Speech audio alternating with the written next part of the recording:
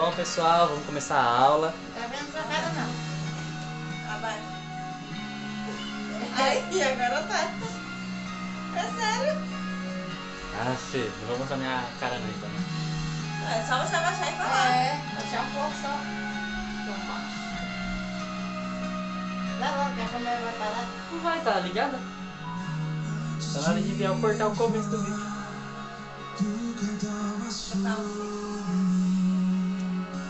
Aí. Tudo bom, pessoal? Vamos começar a aula, então. Dessa vez eu vou orar porque é gravada a aula, né? Mas vocês não escapam, na próxima aula ao vivo, é uma de vocês que vai orar. Todas vão participar do sorteio, não tem desculpinha. Eu já orei já. Não tem desculpinha. A dona Marinalva tá aqui falando que já orou, não tem Já orei, desculpinha. nos primeiros dias de aula eu orei. A Bia que não orou, eu e a Tati já orou. Vai orar, todas vão orar. Eu já orei já um dia. Tira. Tá, vamos começar, vamos orar. Senhor Deus, quero te pedir, Senhor, que mesmo que seja uma aula gravada, que o Senhor esteja presente, que o Senhor venha fazer a sua vontade, que o Senhor possa me usar, Senhor, para levar conhecimento, para levar a sua palavra, para levar a sua vontade. Que todos que assistirem essa aula possam crescer, assim como a sua palavra nos ensina, na sabedoria, no conhecimento. Pai amado, que todos possam ser edificados através da tua palavra, do seu ensinamento, e que nós possamos estar também atentos, Senhor, porque este ensinamento é justamente sobre algo que o Senhor quer que nós saibamos, sobre a sua vinda, sobre a volta do nosso Senhor Jesus Cristo, sobre a salvação do povo. E eu te peço, Deus, que nós estejamos atentos para que quando chegar este momento nós possamos também fazer parte do número daqueles que serão salvos pelo Senhor, chamados pelo seu nome. Então, Senhor, neste momento eu te peço, traga conhecimento, Senhor, para cada uma das vidas que participarem desse estudo. Em nome de Jesus. Amém.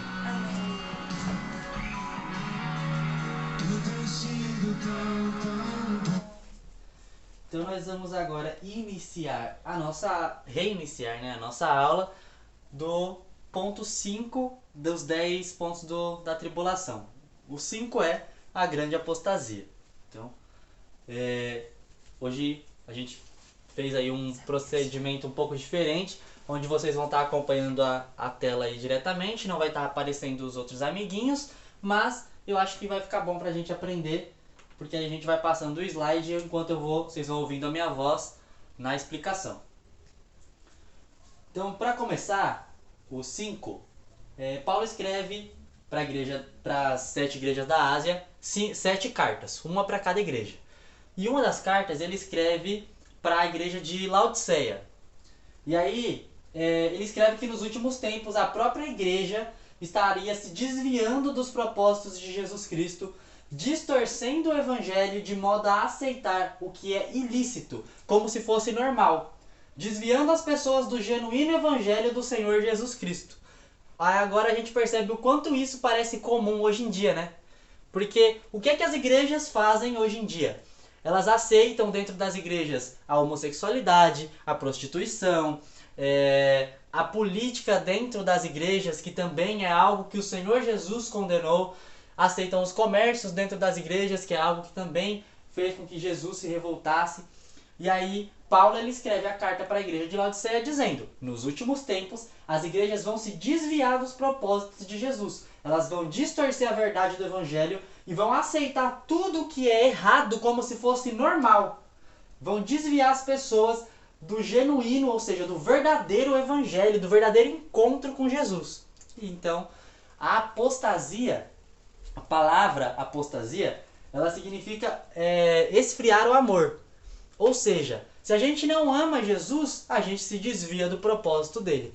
Então, quando Paulo escreveu essa carta, ele falava sobre a grande apostasia. E Jesus, antes de Paulo escrever a carta, ele falou lá para os discípulos em Mateus 24, também, Mateus 24 e 25, também sobre a grande apostasia. Falou sobre esse amor que iria se esfriar, falou sobre as pessoas se desviarem do propósito, não quererem receber e aceitar a verdade.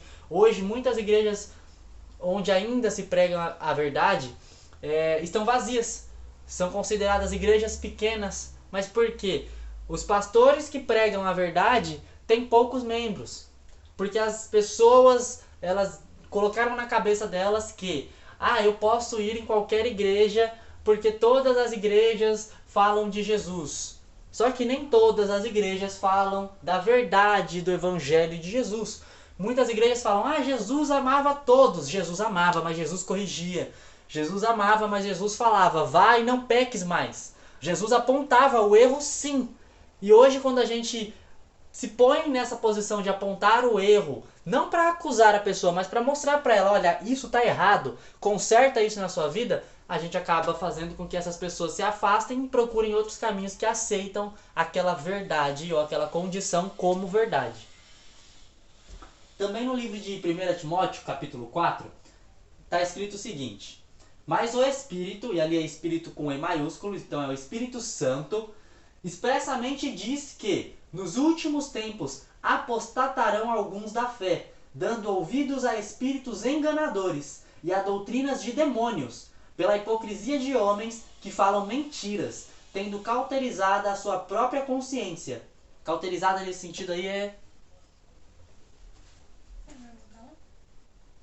Não. Cauterizada nesse sentido aí tá falando sobre pessoas que travaram a sua mente de forma a fazer com que a sua cabeça realmente acredite que aquilo que ele está falando é verdade. É aquele velho ditado de uma mentira dita por muito tempo acaba se tornando uma verdade. Então, continuando, tendo cauterizado a sua própria consciência, proibindo o casamento, ordenando a abstinência dos alimentos, que é, infelizmente, como a gente vê em muitas igrejas, e eu vou falar agora, citar uma delas, mas hoje já tem igrejas evangélicas fazendo também. Por exemplo, a Igreja Católica, que diz que na Semana Santa não se pode comer carne. Isso aí é uma proibição que é feita pelos homens, e está lá em 1 Timóteo, a abstinência de alimentos que Deus criou para os fiéis. Ou seja, Deus falou que o homem poderia se fartar de se alimentar de toda a carne, todo ser sobre a terra. E aí a igreja vem e proíbe essa alimentação. E para que os que conhecem a verdade, a fim de usarem deles com ações de graças, porque toda criatura de Deus é boa, e não há nada que rejeitar sendo recebido com ações de graças. Então aqui o termo apostatar-se significa desviar-se ou afastar-se. E apostasia, 1 Timóteo. O termo aqui significa desviar-se ou afastar-se. Esse sinal já está acontecendo nos dias de hoje, a gente bem vê, né, como foi dito bem no início. Muitas autoridades das igrejas têm distorcido o verdadeiro evangelho, dando lugar ao orgulho, conforme alguns exemplos, né? A gente tem aí esses dois livros, que eu vou falar sobre eles. Os autores são esse Tim LaHaye e Jerry B. Jenkins. Esse aqui, Jerry B. Jenkins. Em seu livro Estamos Vivendo os Últimos Dias, eles citam um bispo episcopal de uma igreja nos Estados Unidos, de Nova Jersey. E o John Shelby, ele também escreveu o livro Por que o cristianismo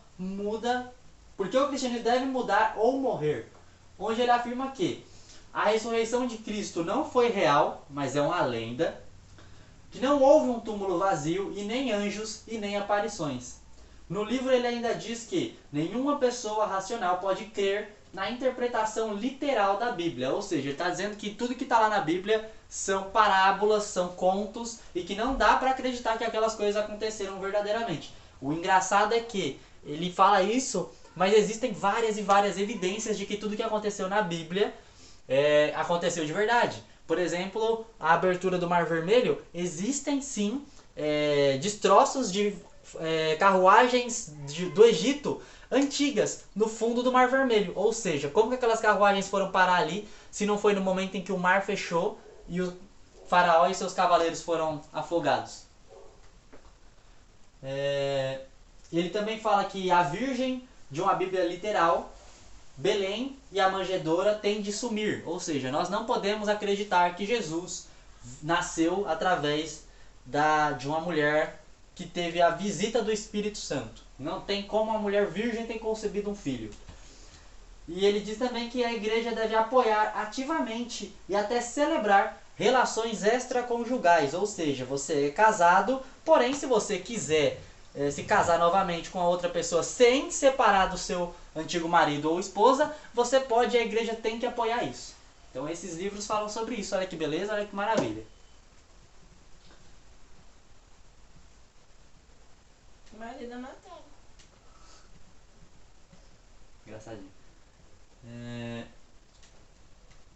A palavra de Deus também nos alerta que as igrejas apóstatas, infelizmente, terão seus seguidores, além dos falsos mestres, conforme está lá em 2 Timóteo 4, do 3 ao 4.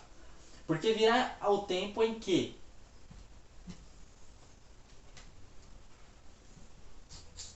aqui a gente vê todas as citações do John Shelby. E aí fala aqui, ó: chegará uma época quando as pessoas não suportarão a verdade, mas andarão de um lado para o outro procurando mestres que lhes digam apenas aquilo que desejam ouvir. Elas se recusarão a ouvir aquilo que as escrituras dizem, mas seguirão suas próprias ideias desorientadas. Então, isso aí está mais do que claro. Olha para vocês verem como que a Bíblia pode não ser real, pode não ser inspirada por Deus e pelo seu Espírito Santo, sendo que um texto de mais de 1300 anos atrás é real hoje. Chegará um tempo em que as pessoas não suportarão a verdade, andarão de um lado para o outro procurando mestres que lhes digam apenas aquilo que desejam ouvir. E a gente conhece, a gente sabe que tem muita gente que é assim. Ah, eu vou lá naquela igreja porque o pastor daquela igreja ou o bispo daquela igreja, que hoje muitas igrejas não têm pastores, têm bispos. Então, o bispo daquela igreja me falou que eu posso sim beber e continuar indo para a igreja e tomar ceia normal. Ah, o bispo daquela igreja falou para mim que não tem problema se eu me relacionar com uma pessoa do mesmo sexo, mas eu continuar lá tocando nas coisas santas da igreja.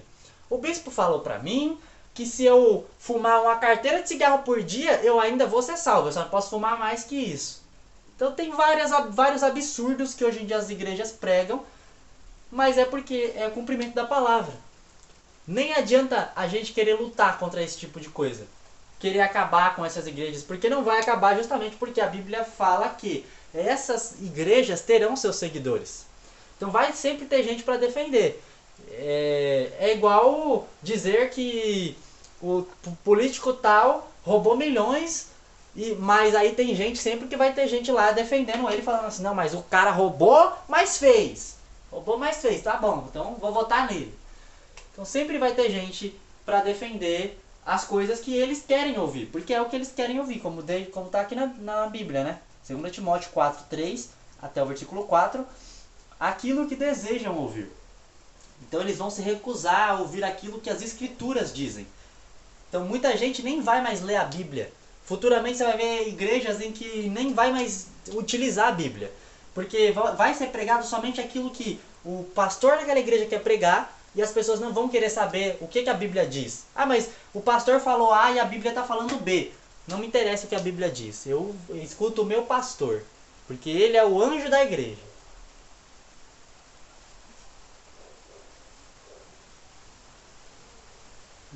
Então, o próprio Jesus ele já tinha alertado aos cristãos, dizendo que a existência dessas igrejas faria menção às igrejas apóstatas da carta de Laodiceia. Então lá em Apocalipse 3, 15 até o 18, a gente vê João citando as palavras de Jesus, falando sobre igrejas que apostatariam da fé, que iriam se afastar do amor e do caminho correto. E aí vai estar escrito o seguinte: conheço as tuas obras, que nem és frio e nem és quente. Quem dera fosses frio ou quente. Assim, porque és morno e não és frio e nem quente, vomitar-te-ei da minha boca. Como dizes, rico sou e estou enriquecido, e de nada tenho falta, e não sabes que é um desgraçado e miserável, e pobre e cego e nu. Aconselho-te que de mim compres ouro provado no fogo, para que te enriqueças, e roupas brancas para que te vistas, e não apareça a vergonha da tua nudez, e que unjas os teus olhos com colírio, para que vejas. Então, qual é a citação quando Jesus quer falar sobre Laodiceia não ser quente e nem frio, mas ser morna. Existia aqui um mapa do Vale do Rio Lico, que é uma parte de Jerusalém. Então a gente vê que aqui está, nessa estrelinha, nesse pontinho vermelho, a cidade de Laodiceia. Um pouco acima a gente vê a cidade de Hierápolis, que na verdade é uma cidade de fundação grega, mas ela está em Jerusalém. E aqui a gente vê a cidade de Colossos. A cidade de Laodiceia, ela não tinha fontes de água. Então ela recebia água de Hierápolis e água de Colossos.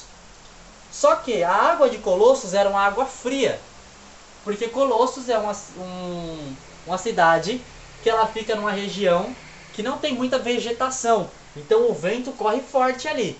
Então as águas de Colossos são águas frias. Já Hierápolis, ela é uma cidade de águas termais, porque ela fica perto de uma montanha aquecida. Então as águas de Hierápolis são águas quentes. Então quando as águas de Hierápolis e as águas de Colossos chegavam em Laodiceia, elas já não chegavam mais na temperatura que elas saíram das suas cidades. E aí em Laodiceia, uma água que vinha quente e uma água que vinha fria chegavam mornas. Por isso é que Jesus faz a menção de que quem dera se fosse frio ou quente. Jesus está fazendo ali com eles uma comparação de que assim como as águas de Laodiceia são mornas, o povo de Laodiceia também é. Eles não querem nem servir a Deus e nem querem se distanciar de Deus, mas eles querem ficar ali dizendo que servem a Deus dentro do conforto do que é conveniente para eles. Por isso Jesus fala: porque vocês são mornos, eu vou vomitar vocês, ou seja, eu vou colocar vocês para fora do que é meu, para fora de mim. Vocês não estarão em mim, porque vocês são mornos.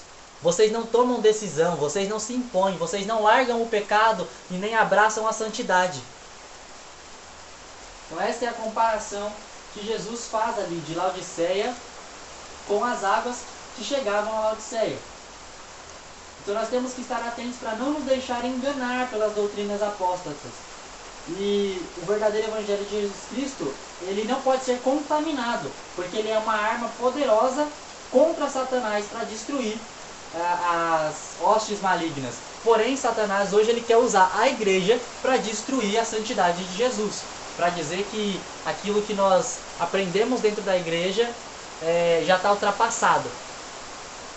Então aí nesse quinto ponto da igreja apóstata é isso que nós aprendemos, que nós não podemos ser uma igreja que acha que o evangelho está ultrapassado. A Bíblia ela é muito mais atual do que qualquer outra fonte que a gente conheça. Inclusive tem um texto que alguns pastores citam que dizem que a Bíblia ela é mais atual do que o jornal de amanhã.